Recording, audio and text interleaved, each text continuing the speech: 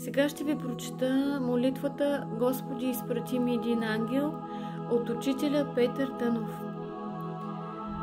Господи, моля ти се, изпрати ми един ангел, да ме научи как да направя най-малкото добро, да ме научи как да направя най-малкия акт на любов, да ме научи на най-малкото знание, да ме научи как да дам на хората най-малката свобода и как да направя най-малкото милосърдие. Амин. Призовавайте, мили хора, вашите ангели, извисени учители и духовни водачи, които са до вас, за да ви помагат.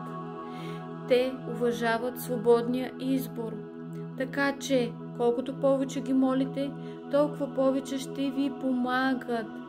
Молете ги за всякакви ситуации, молете ги за всичко, от което имате нужда. Те са тук за нас.